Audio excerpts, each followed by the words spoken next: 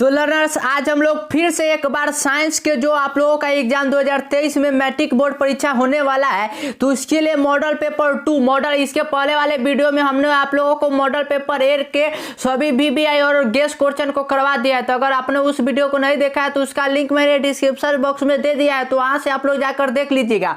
और आज हम लोग मॉडल पेपर जो साइंस का है तो उसका हम लोग दूसरे मॉडल पेपर को सॉल्व करने वाले हैं। और इस मॉडल पेपर में बिहार बोर्ड के जो ऑफिशियली मॉडल पेपर जारी होता है तो उनसे साथ ही वीवीआई जो गेस क्वेश्चन होता है उन सभी का मिक्सचर इसमें रखा गया है। तो आप लोग वीडियो को शुरू से लेकर अंत तक देखिएगा ताकि एक भी क्वेश्चन आप लोगों का साइंस का एग्जाम में नहीं छूटे। तो फटाफट से क्वेश्चन क्यों बढ़ते हैं। तो सेकेंड मॉडल पेपर का जो पहला क्वेश्चन है वो पहला क्वेश्चन इस प्रकार से है कि यदि 20 ओम 50 तथा 40 के प्रतिरोध समानांतर क्रम में जोड़े जाए तो समतुल्य प्रतिरोध होगा। मतलब क्या है कि यहाँ पर R1 मतलब क्या है कि रेजिस्टेंस यानी प्रतिरोध, पहला का है 20, दूसरा का है R2 का मान है 50 और R3 का मान कितना है तो 40 है। तो इसका पूछ रहा है कि समतुल्य प्रतिरोध का मान कितना होगा। तो ये तो बहुत इजी क्वेश्चन है। समतुल्य प्रतिरोध के समानांतर क्रम का फॉर्मूला क्या होता है कि 1/RS = 1/R1 + 1/R2 + 1/R3 होता है। तो उसी प्रकार अगर आप लोग यहाँ पर फॉर्मूले पर बैठाइएगा तो ये हो जाएगा 1/20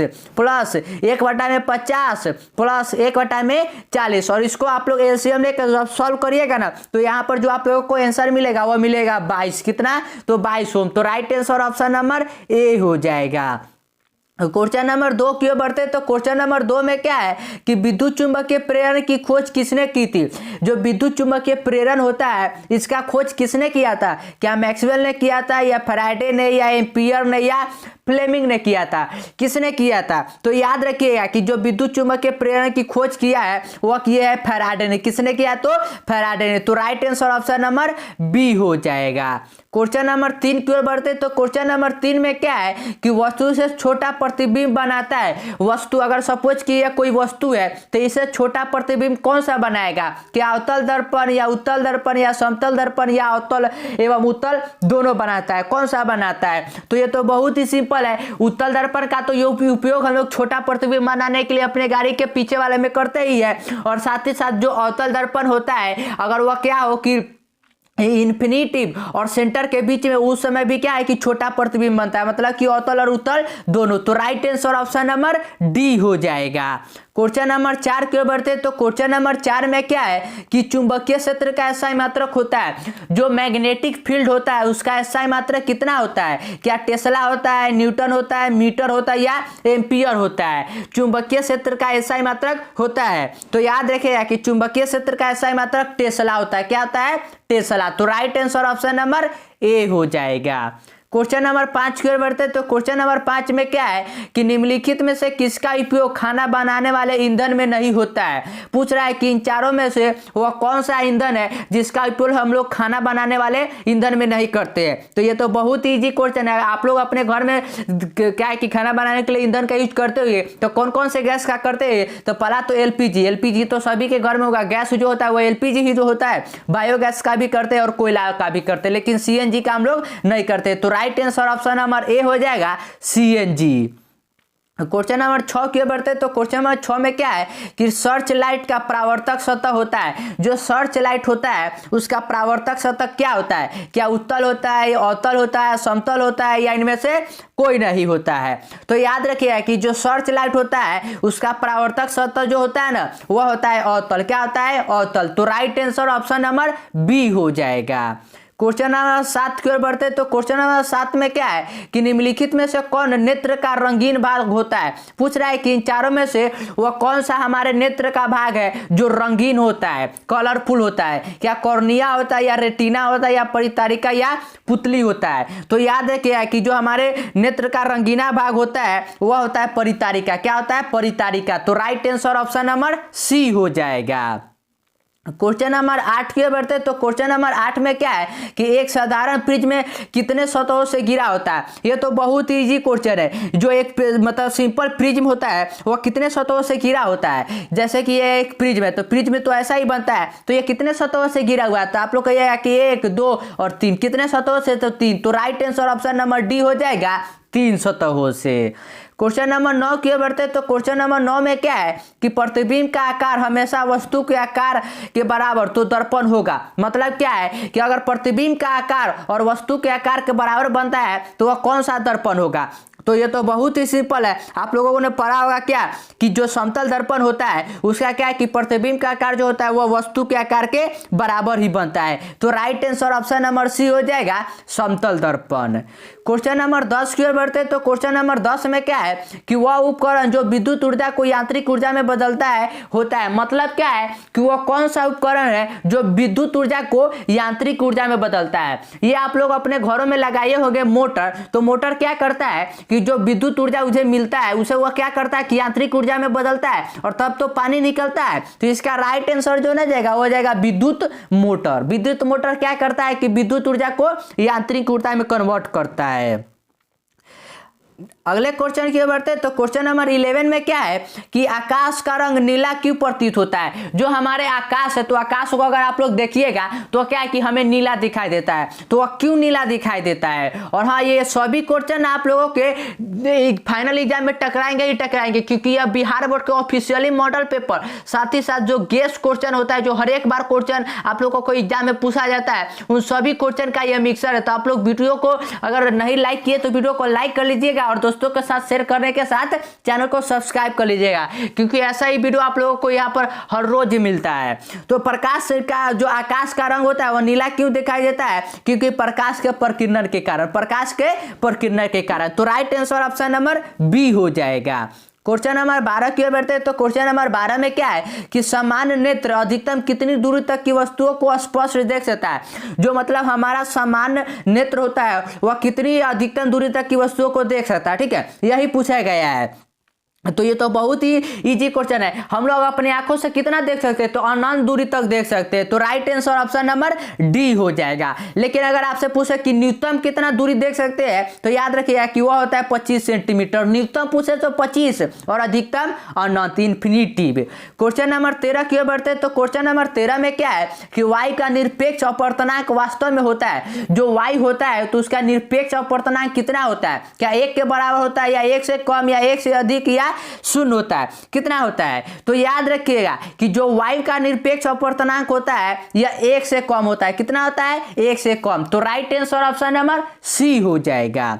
क्वेश्चन नंबर 14 की ओर बढ़ते हैं। तो क्वेश्चन नंबर 14 में क्या है कि सामान्य नयन के लिए दूरबिंदु है, जो हमारा नॉर्मल मतलब कि आंख होता है उसके लिए दूरबिंदु कितना होता है। ये तो बहुत ही सिंपल क्वेश्चन है। अभी जस्ट मैंने 2-3 क्वेश्चन पहले बताया था कि दूरबिंदु कितना होता है तो अनंत होता है। तो right answer option number D हो जाएगा।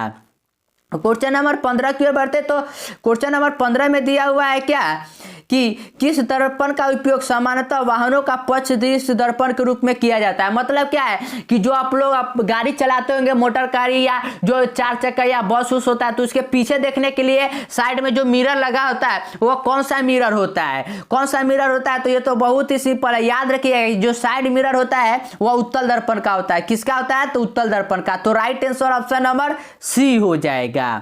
क्वेश्चन नंबर 16 की ओर बढ़ते हैं। तो क्वेश्चन नंबर 16 में क्या है कि 1 माइक्रो एम्पियर बराबर होता है। 1 माइक्रो एम्पियर किसके बराबर होता है। ये तो बहुत ही इजी क्वेश्चन है। ये आप लोगों को क्लास है, आप लोग जब सफिक्स और प्रेफिक्स वाला पढ़े होंगे तो उसमें ही मालूम होगा। तो ये कौन सा होगा, तो 1 माइक्रो एम्पियर जो होता है वो किसके बराबर होता है, तो ये होता है 10 के पावर 3 माइनस का। तो right answer option number A हो जाएगा।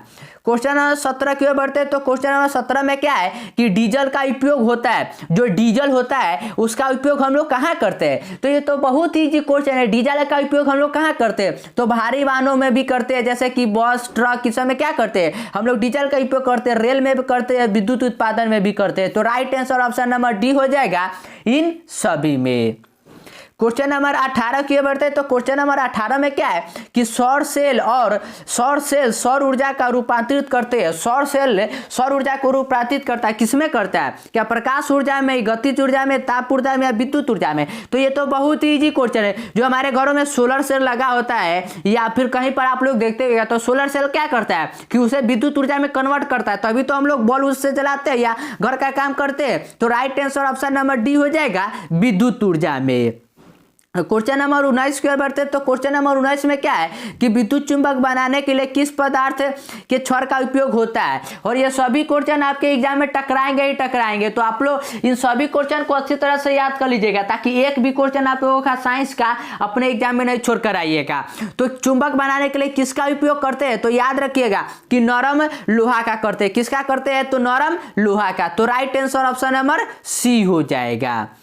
क्वेश्चन नंबर 20 की ओर बढ़ते हैं तो क्वेश्चन नंबर 20 में क्या है, जब किसी चालक तार से विद्युत धारा प्रवाहित होती है तो गतिशील कण क्या कहलाता है। मतलब क्या है कि अगर किसी भी, जैसे कि हमारे घर में बिजली प्रवाहित हो रहा है तो ये क्यों प्रवाहित हो रहा है, क्योंकि क्या है कि इलेक्ट्रॉन जो है ना वह गति कर रहा है। गति आप लोग परमाणु में पढ़े हुए कि गति करता है, इसीलिए तो होता है। तो क्या करता है, तो इलेक्ट्रॉन करता है। तो right answer option number D हो जाएगा कि इलेक्ट्रॉन गतिशील कण है। तो right answer option number D हो जाएगा। क्वेश्चन नंबर 21 की ओर बढ़ते तो 21 तो बहुत ही इजी क्वेश्चन है। क्या है कि ओम का नियम है और यह बहुत ही ज्यादा VBI क्वेश्चन है। ये ऐसा क्वेश्चन आप लोगों को एग्जाम में बार बार पूछा जाता है। पहला तो आप लोग याद रखिएगा कि ओम का नियम का जो डिफिनीशन यानी परिभाषा होता है उसे याद रखिएगा। और दूसरा जो इसका अभी यहाँ पर जो फॉर्मूला पूछा गया है, तो ओम का नियम का फॉर्मूला याद रखिएगा। क्या होता है, V = IR। V = IR। V क्या होता है, तो विभवांतर, I होता है धारा और R क्या होता है, तो प्रतिरोध। तो right answer option number A हो जाएगा,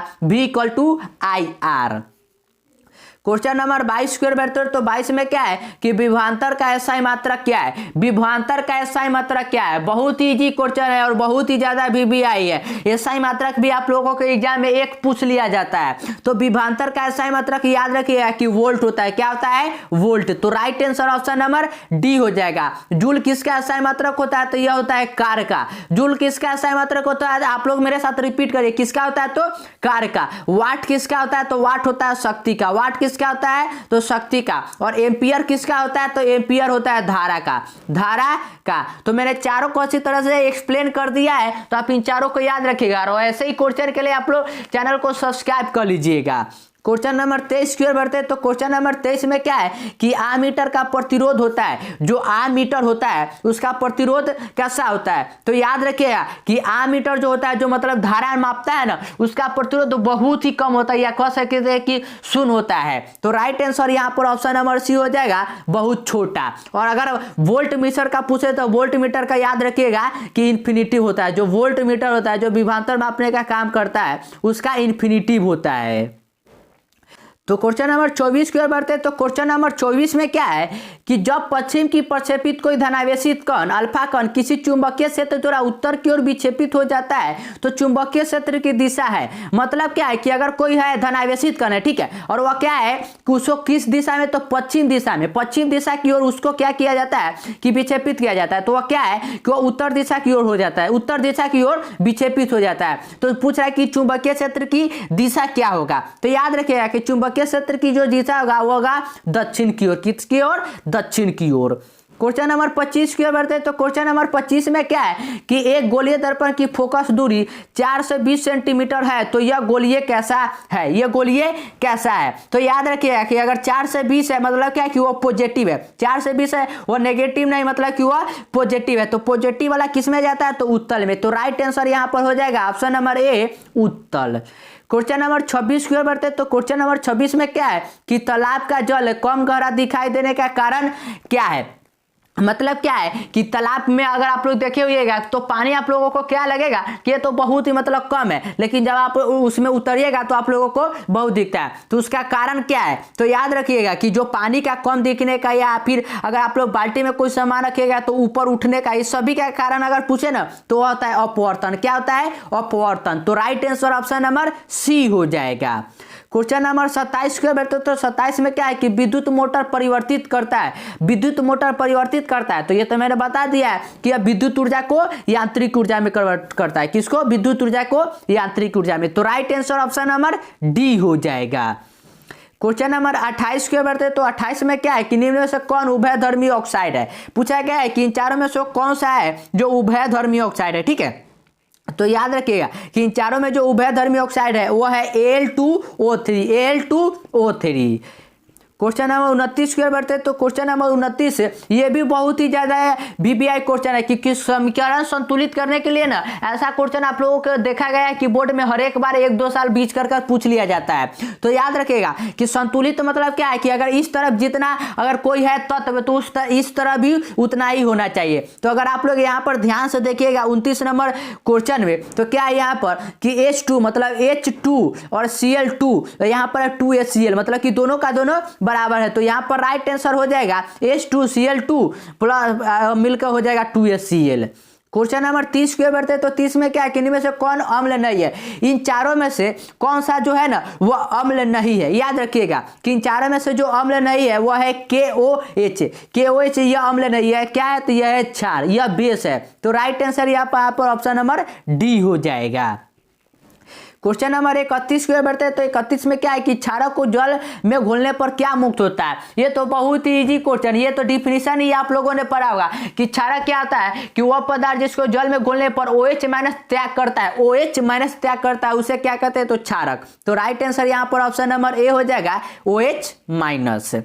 क्वेश्चन नंबर 32 की ओर बढ़ते हैं। तो क्वेश्चन नंबर 32 में क्या है कि ग्लूकोज का रासायनिक सूत्र होता है। ये भी बहुत ही वीबीआई क्वेश्चन है, केमिस्ट्री से रिलेटेड यह क्वेश्चन या बायोलॉजी से रिलेटेड कहीं से भी पूछ लिया जाता है। और ऐसा ही क्वेश्चन के लिए आप लोग चैनल को जल्दी से जल्दी सब्सक्राइब कर देंगे और दोस्तों के साथ वीडियो को शेयर कर देंगे ताकि वो भी अपनी मजबूती दे सके तैयारी को विज्ञान सलन के साथ। तो याद रखिएगा कि जो ग्लूकोज का फॉर्मूला होता है वह होता है C6H12O6। तो right answer option number B हो जाएगा।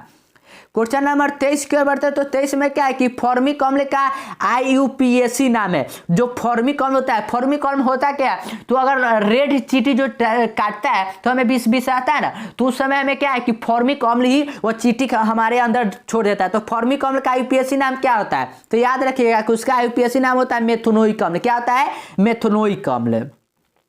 क्वेश्चन नंबर 34 की ओर बढ़ते हैं। तो क्वेश्चन नंबर 34 क्या है कि एथेनॉल की क्रियाशीलक मूलक का सूत्र है। जो एथेनॉल होता है उसका क्रियाशील मूलक का सूत्र क्या होता है, तो याद रखिएगा कि OH होता है। क्या होता है, OH। तो right answer option number A हो जाएगा। और यह भी बहुत ही वीबीआई क्वेश्चन है, ऐसा क्वेश्चन आप लोगों को एग्जाम में हर एक बार पूछा जाता है। तो इन सभी क्वेश्चन को आप लोग याद कर लीजिए। क्वेश्चन नंबर 35 और आज के लास्ट क्वेश्चन की ओर बढ़ते हैं। तो 35 में क्या है कि निम्न में कौन दुर्बल अम्ल है। पूछा गया है कि इन चारों में से वो कौन सा अम्ल है जो दुर्बल अम्ल है। ठीक है, तो याद रखिएगा इन चारों में जो सबसे दुर्बल है वह है CH3COOH। तो right answer option number D हो जाएगा। और अगर आप लोग इस मॉडल पेपर का PDF चाहते हैं तो आप लोग विज्ञान सलन टेलीग्राम चैनल को जाकर ज्वाइन कर लीजिएगा।